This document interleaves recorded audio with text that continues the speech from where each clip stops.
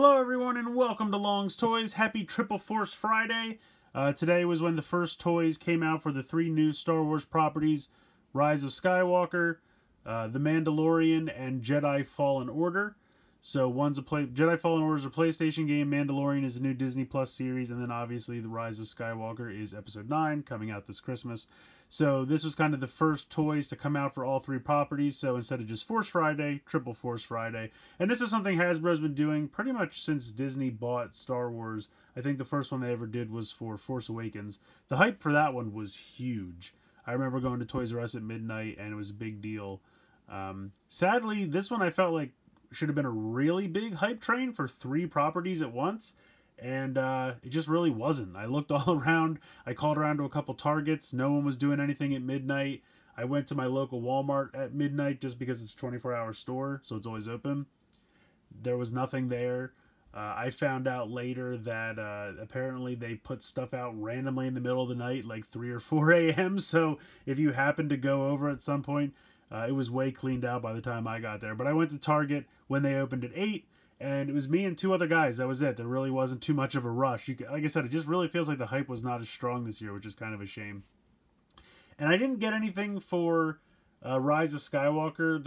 I gotta be honest, there was the Black Series figures, and I want to say there was like maybe 6 or 7 different ones. There was like a special carbonized version. Each store had a different exclusive that was like a special packaging, and I think the figure had a different paint job for a couple. I know Target's Carbonized was another paint job deco for the Mandalorian. There was a couple of the vintage figures, the 3.75 inch figures, and then those Galaxy of Adventures, the new stylized like 5-inch figures that, I don't know, I might eventually pick up 1 or 2 of those, but they all have weird action features. And I'm not super thrilled for that. But anyway, I'm getting way too off topic. So I went to Target for Triple Force Friday. And this is kind of the 2 Black Series figures that I came away with. Cal Kestis is the main character that I believe you'll play as in the new Jedi Fallen Order game.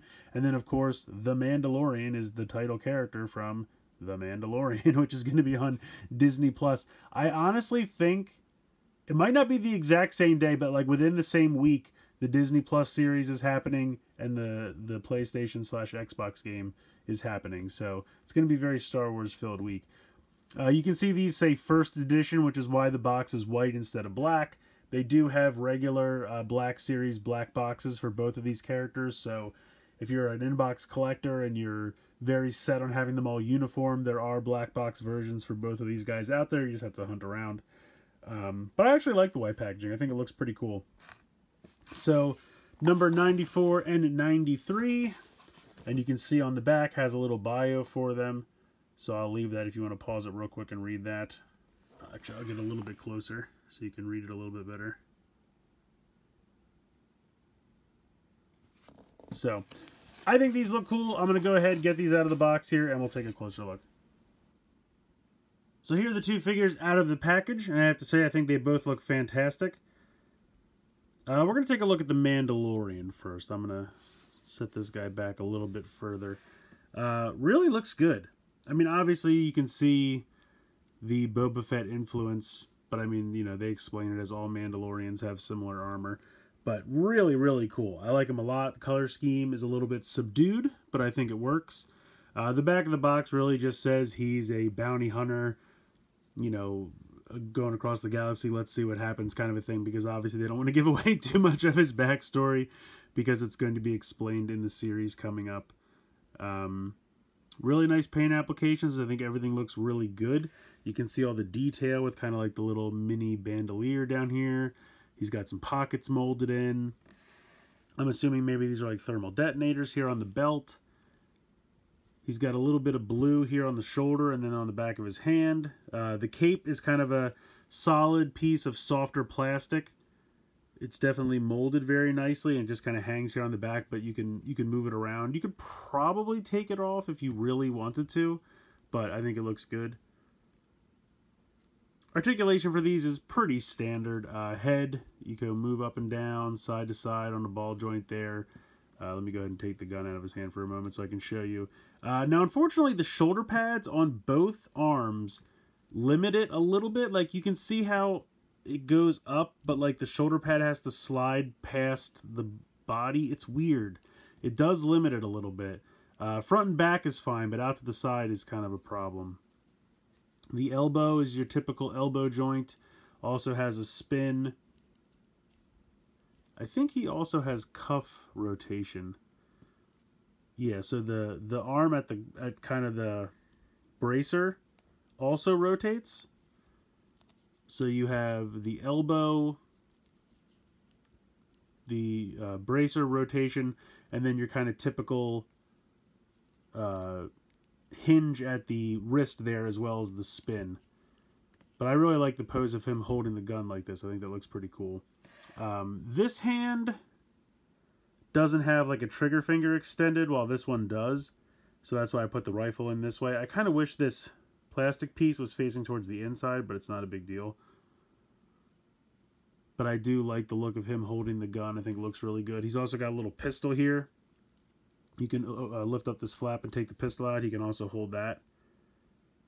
Or you can store it in the holster. I love when they have holsters on the hip to store their little guns.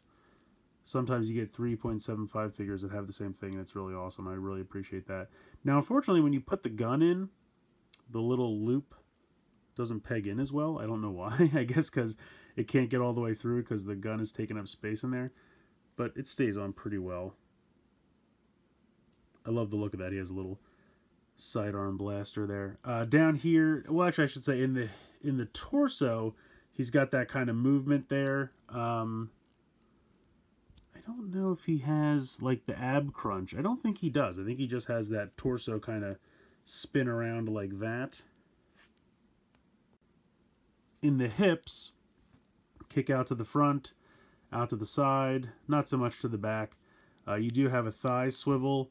You have 2 knee joints as per usual. Now mine has that weird little mark there, and it almost looks like plastic stress, but I think it's just where they like cut the plastic. Maybe there was an excess, like a seam of plastic or something they had to cut. It doesn't affect the figure at all. The knee works perfectly fine. There's no boot swivel or anything like that, but then you have the typical ankle movement and side to side there. So again, I'm not great at posing figures, but I do kind of like the look of him holding the gun like this. And I like the cape here on the back. He just really looks good. He looks like a menacing bounty hunter. I like him quite a bit. Great articulation, great detail, paint applications, all really good. Like I said, the only thing that I complain about is that the shoulder armor does hinder the shoulder articulation a smidge. But if you want him in some kind of pose like this, holding the gun, it's not that big of a deal. And I do really like the little pistol accessory that he comes with as well. It's very cool. So I'm not very good at getting these to stand because unfortunately the cape does make them a little back heavy. So I have to balance it. There we go. How's that? There we go. Okay, so let's take a look at this guy next, and let me remind myself his name is Cal Kestis. I'm going to get that wrong. Anyway, apparently, I didn't realize this until recently when they did the live stream advertising what toys were going to be available. The character model for this is the actor who played Jeremiah Valesco on Gotham, the Joker, basically. They couldn't call him the Joker, but he was the Joker. So, if you have any Gotham fans, you're going to say, hey, who gave Joker a lightsaber? And it's probably going to mess with your mind a little bit like it is for me, because, I mean, it's not such a big deal with the figure because the face sculpt, it doesn't look like him so much. Like, it looks decently like him, but not so much that it immediately screams the Joker. But I feel like, well, not the Joker, but the character from Gotham. I feel like in the game, it's going to look even more like him, so we'll see how that goes. But I like the lightsaber. I think the hilt's cool. The blade looks great. All very cool. Pretty much the same articulation. Head, torso. His shoulders are a little better. You can go a lot more out to the side. And he does have the butterfly. I think, does the Mandalorian have the butterfly? I don't think he does. I don't think he has the butterfly joint in the shoulders, but this guy does. So that's pretty cool. This is the same kind of torso joint. He doesn't have an ab crunch either from what I can tell. And then his legs are pretty much the same. You got the thigh swivel, the 2 knee joints. Does his... No, see, his arms are solid. He doesn't have like a a glove swivel like the Mandalorian does, because he's got this one arm over here, which I should talk about. So this elbow joint makes me really nervous. And I feel like because it's, you know, flesh colored, they wanted to make sure that there was very little space left not filled in, so it didn't look like he had a ridiculous joint or a gap in the middle of his forearm, which I do appreciate, but it's a really tight joint. And the more you do it, it's getting looser, but I was really afraid about that breaking the first time I was trying to move that elbow, and you can see it move side to side as well. It's a pretty typical elbow joint, but I don't know. It was really making me nervous, but once I was able to move it, like, it was just really tight the first time. Once I was able to move it, it's fine now. But just be careful when you're moving it for the first time, because you do not want to just snap his arm off. He's not going for an Anakin homage here right now. But it's a good looking figure. I think he looks cool. He's got some like detailing on the back here. I guess he's got some tools in these pouches and things on the back here. It's purely aesthetic, but it's painted nicely. And he's got this kind of little vest with some harnesses and whatnot. But yeah, he looks pretty good. I like him. And he does come with a cool little droid. And let me check the packaging, because it does name the droid, I believe. BD1. So this is BD1.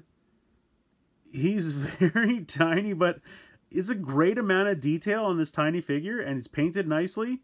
You have, yeah, I'm pretty sure this head's on a ball joint, so that can move all around. There you go. And ball joint here in the hip, and then you have just kind of a swivel down here. But I feel like that's all you need. He looks cool. I'm just assuming like this reminds me very much of the little droid that came with the main character in Battlefront 2 for that campaign, because you're probably going to be running around and then you need like a droid to open a door for you, or, you know, stun somebody or collect some information from a computer or something like that. So I'm assuming that's probably going to be what this guy's function is in the game, but he looks really neat. I like him quite a bit.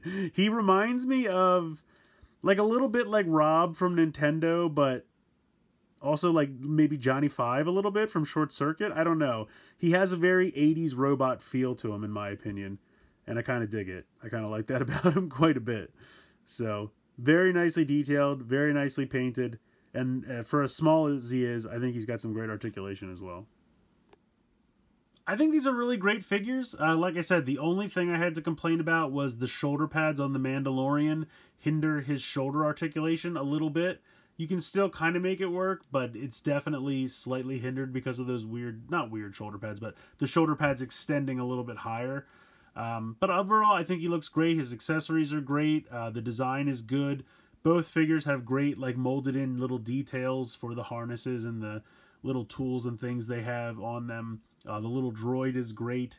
I'm really excited for both of these. I think the game looks like a really fun, excellent, well-done game. The show looks fantastic. I'm very excited for it on Disney+. So I just wanted to kind of get the main character from each, just to kind of get excited for them. And I think both of these figures are great. Like I said, I would just be very careful with his exposed elbow joint on Cal. It's fine once you kind of loosen it, like just work it a couple times, but that first time was very tight, so I'm always a little bit afraid with these figures, and it's kind of why I end up shying away from them for the most part. I'm just always afraid that, you know, I'm going to break some joint off or something, and it always makes me nervous. But some of these joints, while they come like very tight, as long as you just work them gingerly a little bit, or you could even try like a hair dryer or something to soften them a little bit, so you don't break anything. But once you can kind of work them a little bit, then they're perfectly fine. So I recommend both of these guys. I would pick them up, especially if you're a Star Wars fan. If you're excited for these new properties like I am, definitely give these two a look. So let me know what you think in the comments below. Please like, share, comment, subscribe. Hope you guys enjoyed the video. And as always, thanks so much for watching.